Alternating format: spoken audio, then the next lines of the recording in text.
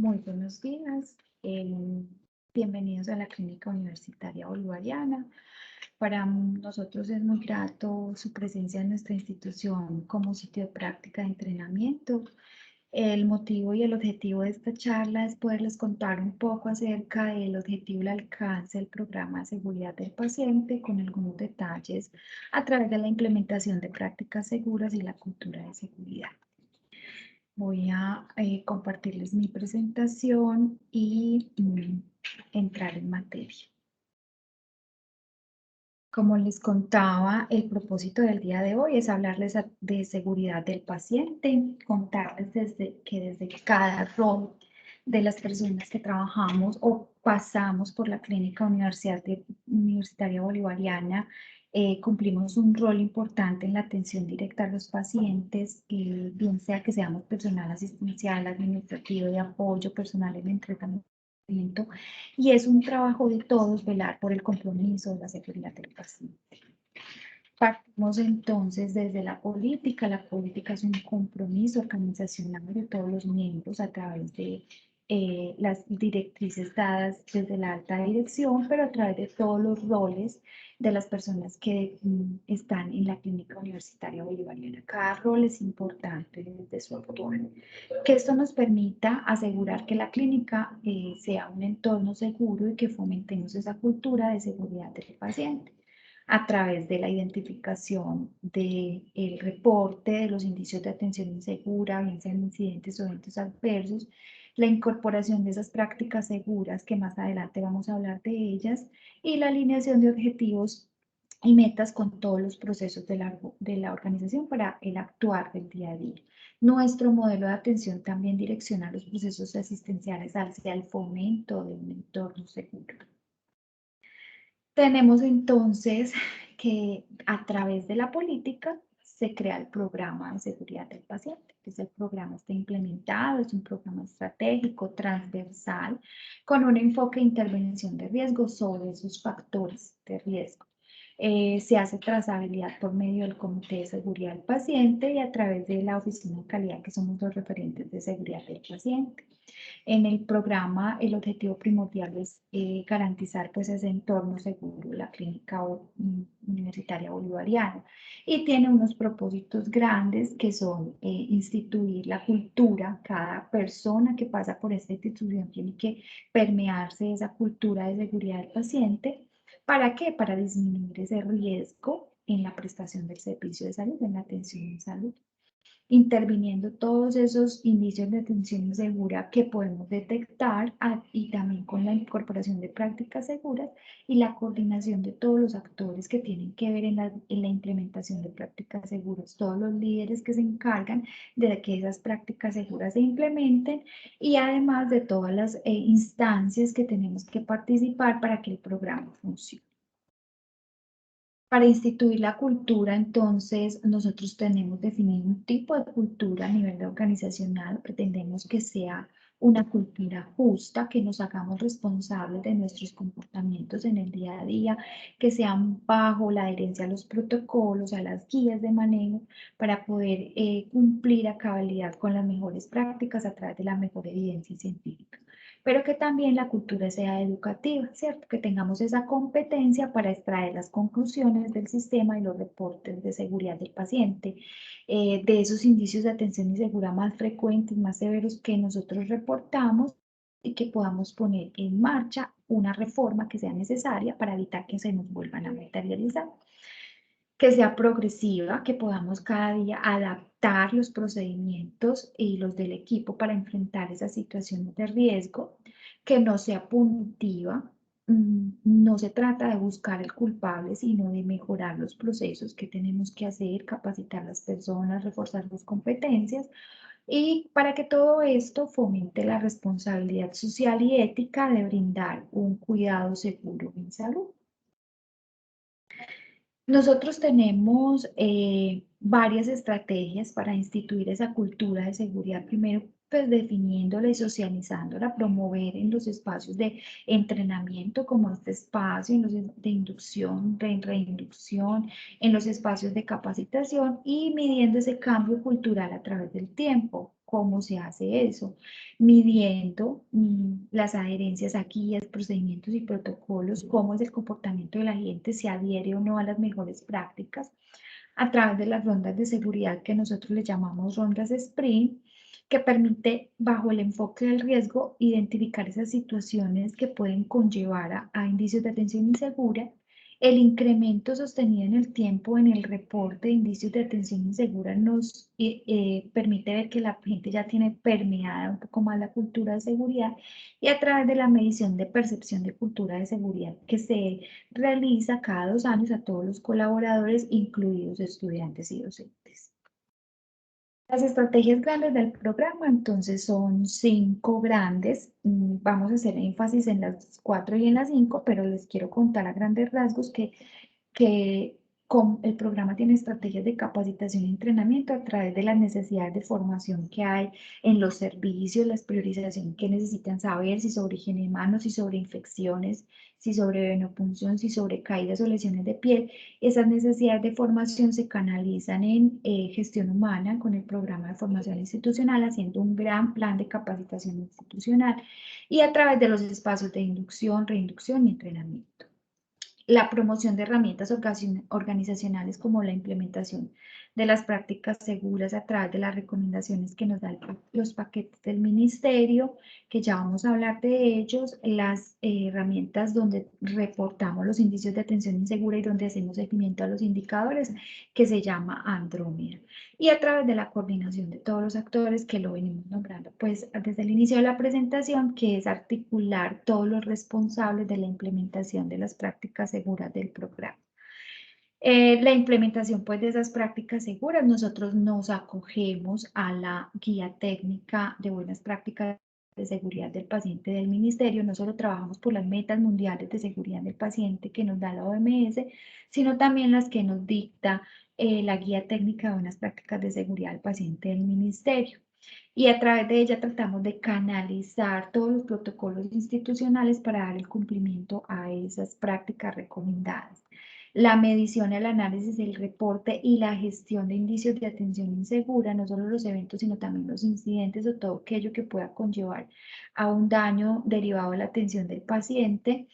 que si no lo medimos y no lo conocemos, no podemos intervenirlo. La idea es intervenir para evitar que se nos vuelva a materializar ese incidente o ese evento.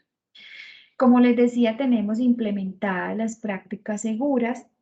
que se dividen en 4 grandes grupos. La primera es procesos institucionales seguros, que es todo lo que nos dicta desde la política, el programa, la implementación del programa y la alineación de todos los procesos institucionales que lideran la implementación del programa. La segunda es los procesos asistenciales seguros, que ya se los voy a nombrar rápidamente, que es donde están canalizadas todas esas prácticas recomendadas seguras a través de unas líneas de acción. Luego siguen algunas recomendaciones que están en un grupo que se llaman incentivar las mejores prácticas que mejoran la actuación de los profesionales. Y por último, involucrar a los pacientes y sus allegados en su seguridad. Ya les voy a contar sobre ellas. Entonces, vamos a hablar desde los procesos asistenciales seguros, que son estos que están aquí. De los procesos asistenciales seguros están enfocados no solo en las 6 metas internacionales de seguridad del paciente, que son identificación, comunicación efectiva entre el personal, mejorar la seguridad en la administración de medicamentos, cirugía segura, reducción de riesgo de infecciones asociadas al cuidado y reducción de caídas, sino que también tenemos implementados todos los paquetes y sus recomendaciones en su gran porcentaje de esas prácticas seguras que están en la guía técnica de buenas prácticas de seguridad del paciente del ministerio, con sus 23 paquetes instruccionales. 2 de ellos se enfocan en la identificación del paciente. No solamente tener una manilla puesta cuando el paciente ingresa, sino el objetivo principal y la razón de ser de esa manilla, ¿cierto? Que tiene el nombre completo del paciente y su segundo identificador o su documento de identidad. El objetivo principal es garantizar que durante todo el proceso de atención yo voy a hacer una verificación cruzada en cada procedimiento que voy a hacer o en cada atención que voy a brindar al paciente, bien sea asistencial o administrativa, para garantizar que yo estoy abriendo la historia del paciente correcto, brindando esa atención al paciente correcto, la información, el medicamento, el laboratorio, la imagen diagnóstica, la educación, la misma valoración médica o valoración por el estudiante se debe contrastar con la manilla de identificación para hacerla al paciente correcto. Y esa misma medida, la identificación correcta de las muestras de laboratorio, que tienen unas recomendaciones, menos transcripción debe ser a través de sticker para garantizar que yo no me equivoco escribiendo el nombre, cambiando una letra o cambiando un número de su documento de identidad, y eso se puede llevar a procesar a que esa muestra sea de otro paciente y yo tome una conducta inadecuada en el paciente. Entonces, mire cuál es la razón de ser y el objetivo de esa identificación correcta. Todo lo que se tiene implementado en el protocolo de caídas con las recomendaciones que nos da la guía técnica de buenas prácticas, el paquete instruccional, a través de la identificación del riesgo al ingreso de cada paciente y en cada turno, y con la valoración del riesgo e implementación de esas medidas. Hay unas medidas estándar, que si la baranda va arriba, que si la cama baja, que si el piso seco, pero con el riesgo que identificamos según las condiciones del paciente, sus condiciones de movilidad, podemos incrementar esas medidas, esas barreras que implementamos para evitar que los pacientes se nos caigan. De igual medida, lo que se tiene implementado en el protocolo de prevención de úlceras por presiones, también con la identificación del riesgo al ingreso y a través de ese riesgo identificado, la implementación de medidas unas estándar y otras que se van implementando de manera gradual y se van incrementando con el riesgo que tenga el paciente. Esto también con el complemento del programa de cuidado de la piel, que tiene enfoque preventivo hacia la educación al paciente, a la familia y a los colaboradores, y también la intervención de clínica de heridas cuando ya se nos materializa la lesión de piel. Entonces, a través de la implementación del riesgo, la implementación de esas medidas de seguridad. Todo lo que se tiene implementado a través de los protocolos de manual de uso seguro de medicamentos, desde toda la gestión desde el medicamento, desde que lo compramos, pues desde aprovisionamiento, cómo se adquiere el medicamento de esa manera segura, que debe tener unas fechas de vencimiento, un lote, esa recepción técnica de ese medicamento, cómo lo almacenamos, pero luego cómo lo dispensamos, cómo se prescribe, cómo se administra, utilizando siempre los correctos en la administración de medicamentos, también en la dispensación, en la prescripción, y ese seguimiento que se le hace al medicamento para que no vaya a presentar de pronto una flebitis o una reacción alérgica el medicamento del paciente. Todo lo que se tiene implementado a través de la unidad de vigilancia epidemiológica para reducir el riesgo de infecciones asociadas al cuidado, que es a grandes rasgos la higiene de manos, la limpieza y desinfección de equipos y áreas, la implementación de aislamientos hospitalarios. La higiene de manos, recuerden que están con los 5 momentos que nos determina la Organización Mundial de la Salud. Todas las medidas implementadas para prevenir las infecciones de sitio operatorio a través de la profilaxis antibiótica, la preparación del área operatoria, la circulación en quirófanos, las recomendaciones pues, que se tienen que hacer para la prevención. Y la prevención para infecciones asociadas a dispositivos, prevención de infecciones de infección del tracto urinario por dispositivo, por sonda vesical, infecciones asociadas a catéter, las prevenciones con las medidas que se tienen que implementar en la colocación, el mantenimiento y cuidado de los catéteres, y las infecciones asociadas a neumonías asociadas al ventilador, todas las recomendaciones que están dadas para prevenir la neumonía asociada al ventilador. Desde la unidad de epidemiología se hace seguimiento de las recomendaciones y adherencia en los servicios para poder garantizar y prevenir las infecciones asociadas al cuidado. Desde la atención para una cirugía segura se tienen implementadas las recomendaciones dadas por la Organización Mundial de la Salud también, y las que están encaminadas en el paquete instruccional de cirugía segura, con toda la implementación de la lista, el protocolo y la lista de chequeo de cirugía segura a través de la verificación de lo que tenemos que hacer con el paciente antes de que llevar al paciente al quirófano, antes de que el paciente, en la entrada del paciente al quirófano, antes de que hagamos la incisión en la pausa quirúrgica, queremos confirmar que todos los que tienen que estar presentes estén, que verifiquemos por segunda vez si es el sitio correcto, la cirugía correcta, el paciente correcto y todo lo que se tiene que hacer en el seguimiento posquirúrgico del paciente para que se brinde la mejor atención y la cirugía se haga de manera segura.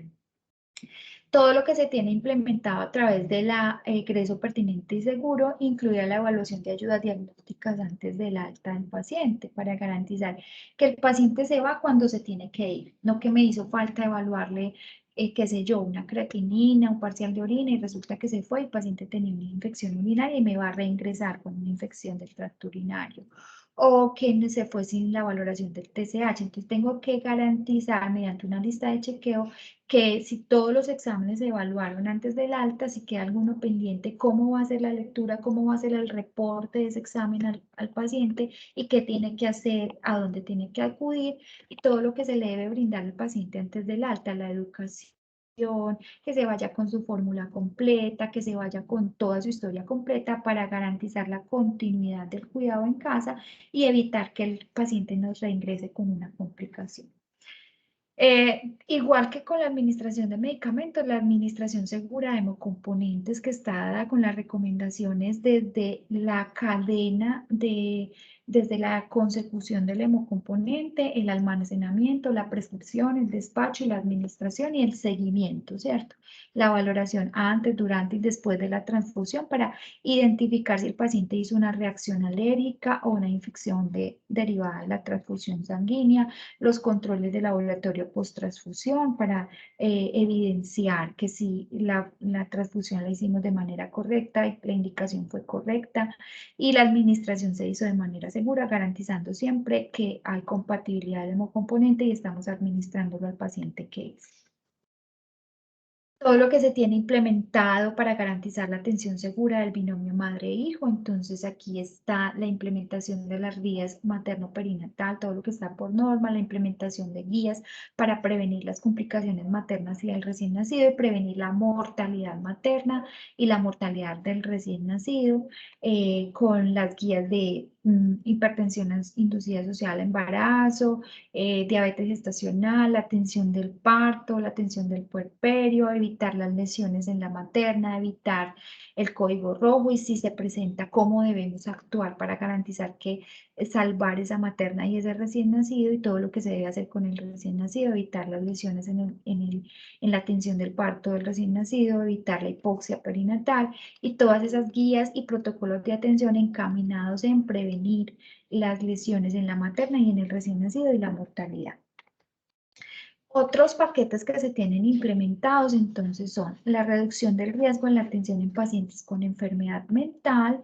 que están enfocados en identificar el riesgo de la autoagresión o la agresión a otros y qué medidas tenemos que implementar. Si bien no somos un hospital que maneje pacientes psiquiátricos, sí tenemos que garantizar que cada día cuando nos llegan a urgencias le estamos brindando la mejor atención que sea segura para evitar que ese paciente se lesione o lesione a otro, ¿cierto? Por el riesgo que tienen de autoagredirse o agredir a otros y que vamos a, desde el ambiente físico, garantizar esas condiciones de espacio, de hospitalización segura, pero también las contenciones farmacológicas, las contenciones físicas que tenemos que hacer. Todo lo implementado para prevenir la malnutrición o la desnutrición, sobre todo los pacientes que tienen estancia prolongada, estancia en unidad de cuidado intensivo, la valoración nutricional, la administración de nutrición parenteral, nutrición enteral, cómo se debe hacer, si estamos teniendo en cuenta los requerimientos del paciente, si se hizo de acorde a esos requerimientos, que el paciente si duró un mes, 2 meses en la unidad de cuidado intensivo no se nos va a desnutrir, si tenemos en cuenta que la administración de esa nutrición se tuvo en cuenta bajo la condición clínica del paciente, que no le vayamos a generar un deterioro de su estado de salud debido a la nutrición. Igual la nutrición enteral, así sea en un paciente en piso, que todas esas prácticas y recomendadas que están para garantizar que le estamos suministrando la dieta adecuada al paciente adecuado y no de pronto dar una dieta que no corresponde al paciente y puede generar hasta una hiperglicemia o cualquier otro daño en el paciente. Todo lo que se tiene implementado para garantizar la seguridad en la atención pediátrica en urgencias. En este caso, todo lo recomendado administración segura de medicamentos en dosis pediátricas y las guías de atención para insuficiencia respiratoria aguda en urgencias mientras el paciente es llevado a los servicios pediátricos o servicios neonatales o en llegado caso que necesite una unidad de cuidado intensivo mientras es remitido a otra institución, que los protocolos estén estandarizados mientras ese paciente está en tránsito por urgencias, porque es un riesgo muy grave. La atención del paciente crítico y en los pacientes que están en la unidad de cuidado intensivo, unas prácticas recomendadas seguras que están enfocadas a la gastroprotección, a la tromboprofilaxis, a evitar que el paciente se nos infecte por el ventilador mecánico, nos haga una neumonía social ventilador, porque nos haga una bacteremia, que nos haga una sepsis por catéter, que el paciente se le administren esos medicamentos de alto riesgo, que todos los que se administran en la unidad de cuidado intensivo son de alto riesgo, se haga de una manera segura. Todo lo que se tiene implementado para mejorar la seguridad en la obtención de ayudas diagnósticas, que valoramos el riesgo del paciente antes de trasladarlo allá, si está en las condiciones de trasladarse o si tiene que esperar. Un paciente crítico no se lleva, no el traslado a unidad diagnóstica para untar, se espera la estabilización para realizarse, evitar una caída en este servicio, en el traslado de la camilla a la mesa donde se va a hacer la ayuda diagnóstica, que el medio de contraste se administre de manera segura, evitar la extravasación del medio de contraste, la flebitis por medio de contraste, la reacción alérgica al medio de contraste. Entonces, todas esas recomendaciones que están encaminadas en los protocolos para prevenir esos daños o lesiones en los pacientes cuando les realizamos una ayuda diagnóstica o evitar los errores a la hora de la lectura, el reporte de esa ayuda diagnóstica con el que vamos a tomar una conducta en el paciente que no sea equivocada. Todo lo que está implementado para reducir el riesgo de los pacientes en la atención de los pacientes cardiovasculares, si bien nosotros no somos una atención que atienda a pacientes cardiovasculares, sí nos llegan en su fase aguda pacientes a urgencias cardiovasculares mientras son remitidos a otra institución. Por ejemplo, el infarto agudo miocardio, el accidente cerebrovascular, un paciente que necesita una trombolisis por un TEP. Entonces, esa atención tiene que tener unos protocolos de manejo y su atención inicial los tenemos que medir si estamos dando respuesta oportuna porque hay una ventana en la atención aguda, en la atención inicial, que es sumamente importante para que el paciente no quede con una secuela, ¿cierto? Entonces, si lo hicimos adecuadamente y se remitió y llegó a una institución donde está el cardiovascular, donde está el cardiólogo que le va a seguir con la continuidad de su manejo, si en esa atención inicial lo hicimos bien, el paciente no va a tener repercusiones en su estado de salud ni en las secuelas. La implementación de equipos de respuesta rápida, que no son otros que la valoración adecuada ante el deterioro del paciente para evitar que nos llegue a un código azul y que tenga que trasladarse a una unidad de cuidado intensivo, identificar esos signos de alarma, esos signos de alerta, esos síntomas que el paciente viene presentando, si hipotensión, aumento de la frecuencia respiratoria, el paciente está teniendo dificultad respiratoria antes de que nos llegue un código azul. Entonces, esa respuesta inmediata que tiene que detectar esos signos, el personal que evalúa al paciente inicialmente para prevenir que nos llegue a A. Pero si los pacientes nos llegan a, también tenemos implementados el protocolo de qué hacer cuando hay un código azul, cuando hay un código rojo, qué hacer en los casos de respuesta rápida para accidente cerebrovascular, impacto agudo miocardio, es para prevenir y responder rápidamente ante el deterioro clínico del paciente. Todo lo que está implementado para prevenir las complicaciones anestésicas está dentro del protocolo de los protocolos de cirugía segura que están muy relacionados para evitar complicaciones derivadas de la anestesia. En los otros grupos grandes de esas prácticas recomendadas seguras de la guía técnica de seguridad del paciente se encuentran las prácticas que mejoran la actuación de los profesionales. Dentro de ellos tenemos un paquete de medidas que son recomendaciones y unas prácticas seguras que para gestionar y desarrollar la adecuada comunicación entre las personas que atienden y cuidan a los pacientes. ¿A qué se refiere eso? En que la comunicación es tan efectiva que yo garantizo la continuidad de la atención del paciente, bien sea en una entrega de turno, ¿cierto? Hay un cambio de personal que está en el cuidado de ese paciente, en la valoración de ese paciente, qué es lo que yo debo entregar que sea importante para que se le garantice la continuidad del cuidado del paciente. Los registros clínicos, ¿qué debe haber en esos registros clínicos? Evitar el uso de siglas, no tenemos prohibido el uso de siglas, para garantizar que el otro entienda el mensaje que tiene que entender, bien sean medicamentos, diagnósticos, manejo, tratamiento, el análisis que se hace, la valoración del paciente, para que el que está leyendo la historia lo atienda de manera adecuada y garantice que ese mensaje fue transmitido. La historia clínica se convierte en el medio de comunicación cuando lo valora un médico que de pronto no viene viendo ese paciente y sepa qué es lo que le están comunicando de la historia clínica de ese paciente. Cuando trasladamos un paciente de un servicio a otro, qué es lo que debemos comunicar, qué es lo alerta que debemos estar y los riesgos que tiene ese paciente de complicarse, qué está pendiente, qué no está pendiente. El reporte de las ayudas diagnósticas también que se debe dar de una manera segura y adecuada, sobre todo en los resultados críticos del laboratorio. Cuando es un resultado crítico, el listado de los resultados críticos está protocolizado y cómo lo debemos reportar, por qué canales de comunicación, para que el paciente tenga una conducta adecuada y de manera oportuna. Todo lo que se garantiza pues en traslado pues también, la prohibición del uso de siglas y todo lo que tiene que ver con la comunicación entre el equipo de salud que garantice que se le va a brindar la atención del paciente y garantizar su cuidado.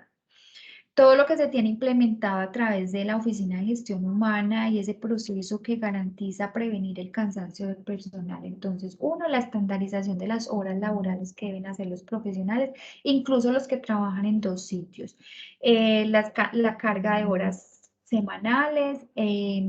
la horas que se permiten hacer al día para evitar que la fatiga del personal nos lleve de pronto a que se ponga en riesgo el cuidado de los pacientes,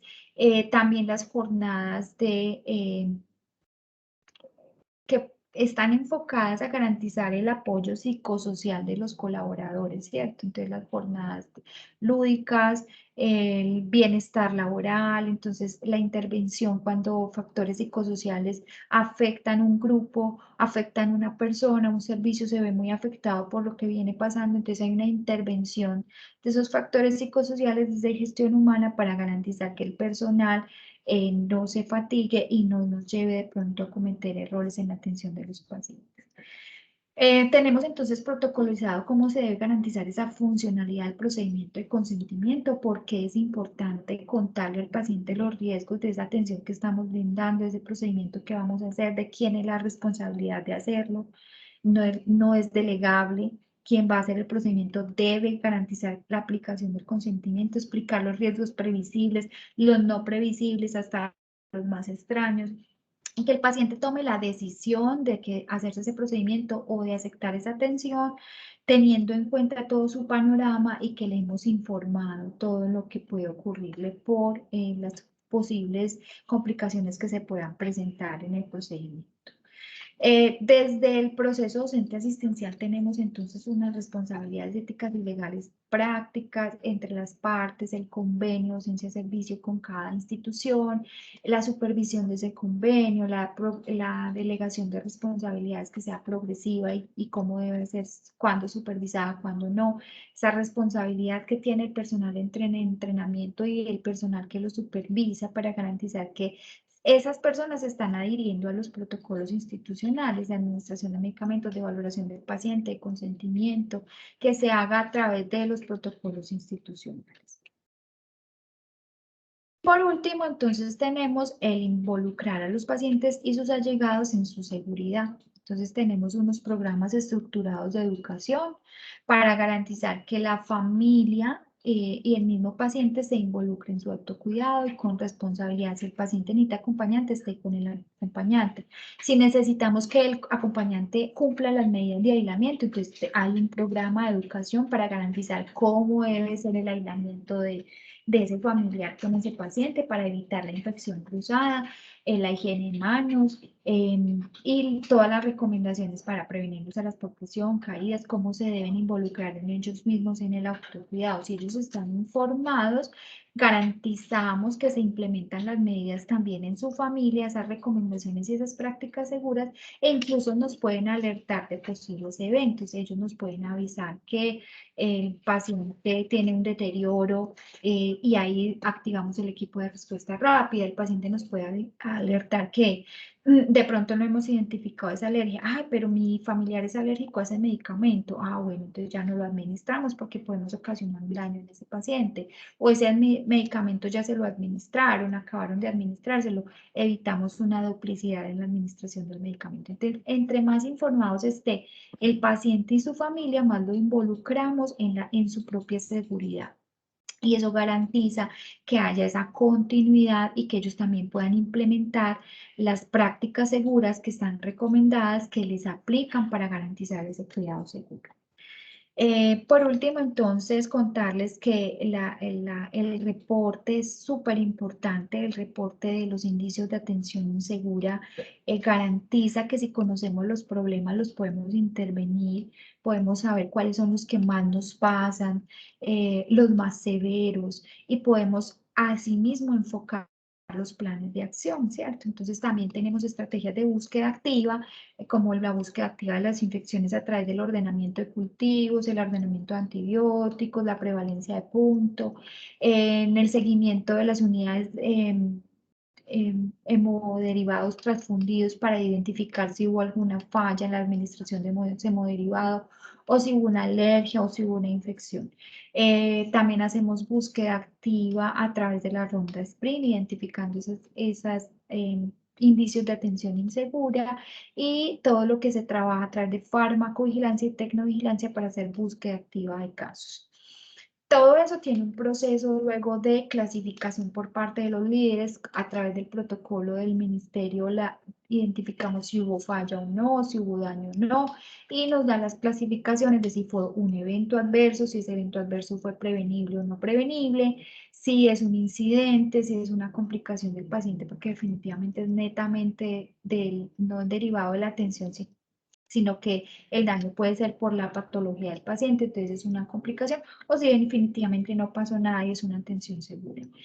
Tenemos estandarizado que el análisis se hace bajo protocolo de Londres para identificar esos factores que contribuyen a las fallas que se presentan. Si hicimos algo de más o dejamos de hacer algo con el paciente, ¿qué contribuyó? La carga laboral, el personal no está capacitado, el protocolo no está actualizado. Entonces, todos esos factores que contribuyen a que se presente la falla.